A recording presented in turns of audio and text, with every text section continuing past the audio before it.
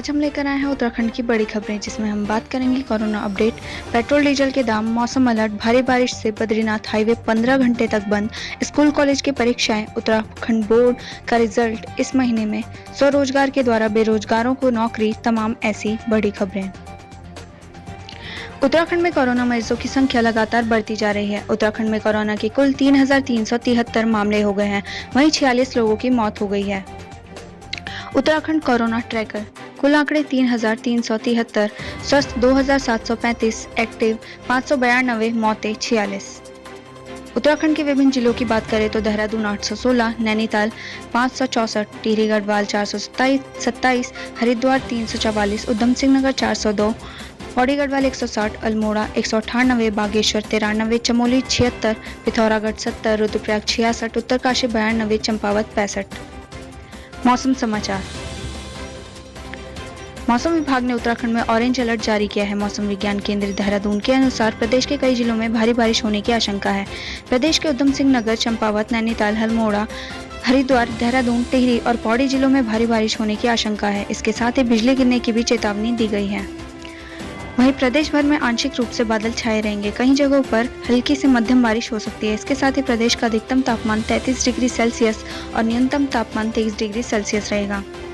मौसम विभाग के अनुसार आगामी 15 जुलाई तक पहाड़ों में हल्की से मध्यम बारिश का दौर जारी रहेगा। ऐसे में लोगों को थोड़ा सावधानी बरतने की जरूरत है। मौसम की जानकारी लेकर ही पहाड़ी जिलों या फिर चारधाम यात्रा पर निकलने की सलाह दी गई है। इसके अलावा नदियों के किनारे रहने वाले लोगों को अलर्ट रहने की जरूरत है। अब बात करते हैं डीजल पेट्रोल के दामों की। कोरोना काल का असर तेल की कीमतों पर साफ देखा जा सकता है। अनलॉक 2.0 में भी प्रदेश में पेट्रोल और डीजल की कीमतों में उतार चढ़ाव देखने को मिल रहा है। देहरादून में कल पेट्रोल के दाम थे 81 रुपए 49 पैसा, वहीं आज के दाम है 81 रुपए 56 पैसा। डीजल की बात करें तो डीजल के कल के दाम थे 72 रुपए 92 पैसा, वहीं आज के दाम है 73 रुपए। हरिद्वार की बात करें तो कल पेट्रोल के दाम थे 80 रुपए 97 पैसा, वहीं आज के दाम भी यही है। डीजल के दाम की बात करें तो डीजल के दाम थे कल 72 रुपए 42 पैसा, वहीं आज के दाम है 72 रुपए 41 पैसा। हल्द्वानी में कल पेट्रोल के दाम थे 81 रुपए 9 पैसा, वहीं आज के भी हैं। डीजल की बात करें तो डीजल के दाम थे 72 रुपए 52 पैसा, यही आज के भी हैं। जानिए देश और प्रदेश में आज क्या कुछ रहेगा खास। प्रेमचंद अग्रवाल ने अपने विधानसभा दौरे पर रहेंगे। सीमांत क्षेत्रों में संचार व्यवस्था को लेकर ग्रामीण प्रदर्शन करेंगे। चमोली में नियोजन समिति की बैठक होगी। जानिए इसके अलावा क्या कुछ रहेगा खास। सीमांत क्षेत्रों में संचार व्यवस्था को लेकर ग्रामीण करेंगे प्रदर्शन।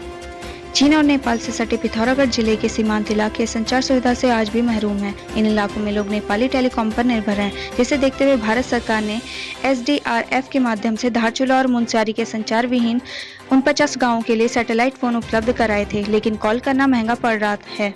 वहीं सीमांत क्षेत्रों में संचार व्यवस्था को लेकर धारचूला के ग्रामीण जिला मुख्यालय में प्रदर्शन करेंगे। सरकारी अस्पतालों में दीप जलाकर कांग्रेस करेगी प्रदर्शन।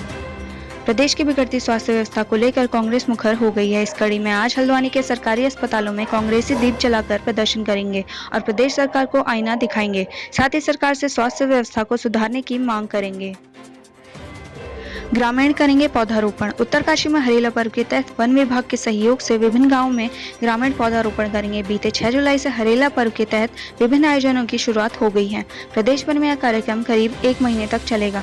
मुख्यमंत्री त्रिवेंद्र सिंह रावत के निर्देश के बाद वन विभाग ने राज्य भर में फॉरेस्ट अधिकारियों को निर्देशित करते हुए आम लोगों को भी पौधारोपण में जोड़ने के लिए कहा है। राज्य महिला आंदोलनकारी का प्रदर्शन। प्रदेश में स्वास्थ्य सेवाओं को लेकर राज्य महिला आंदोलनकारी सरकार के खिलाफ प्रदर्शन करेंगे। साथ ही लचर स्वास्थ्य व्यवस्था पर अपना विरोध दर्ज कराएंगे। यहां कार्यक्रम दोपहर 12 बजे रखा गया है। बजरंग दल के कार्यकर्ता करेंगे प्रदर्शन।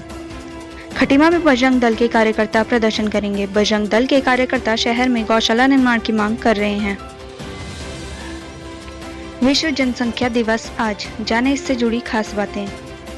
हर वर्ष 11 जुलाई को पूरी दुनिया में विश्व जनसंख्या दिवस मनाया जाता है। इस दिन को मनाने का उद्देश्य यह है कि लोग बढ़ती जनसंख्या की ओर ध्यान दें और जनसंख्या नियंत्रण करने में भी अपना योगदान दें।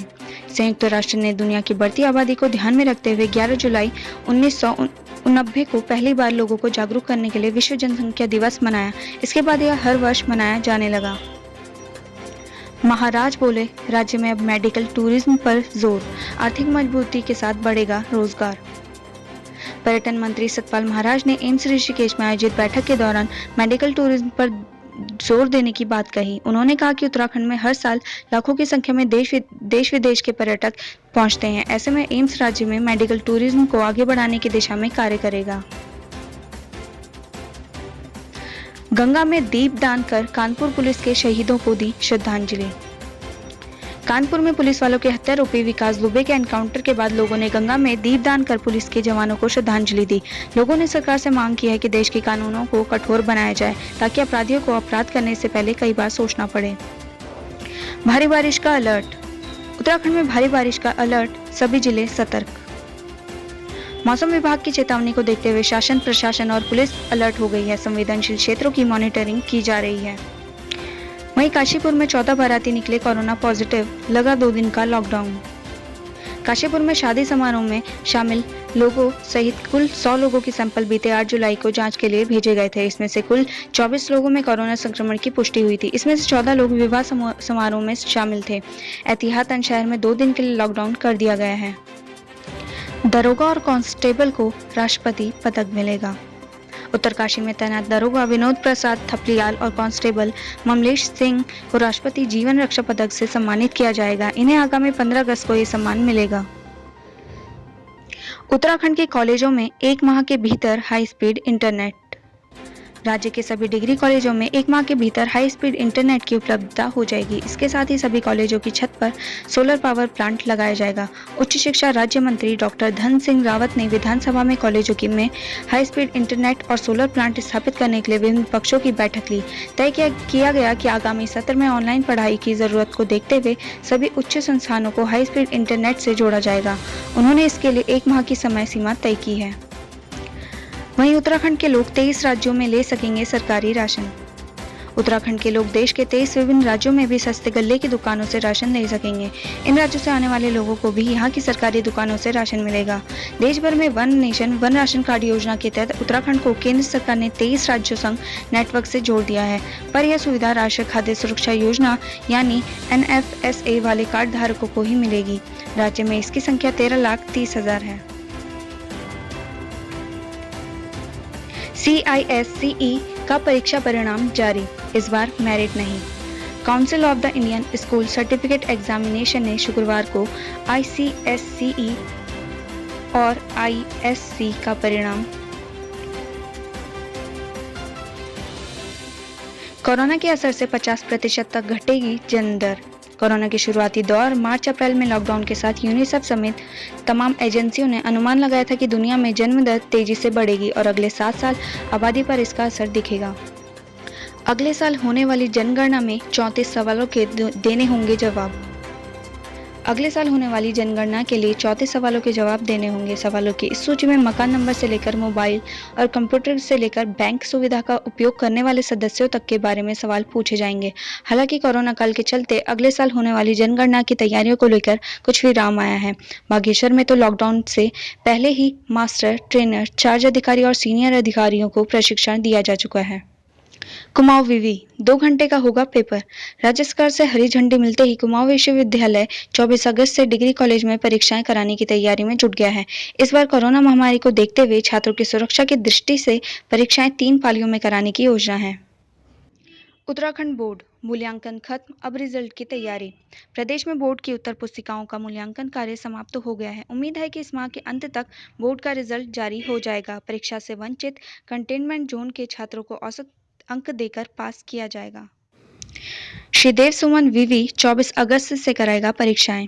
श्रीदेव सुमन विवि की अंतिम सेमेस्टर की परीक्षाएं 24 अगस्त से होगी। साथ ही वार्षिक मोड के छात्रों की परीक्षाएं भी कराई जाएगी।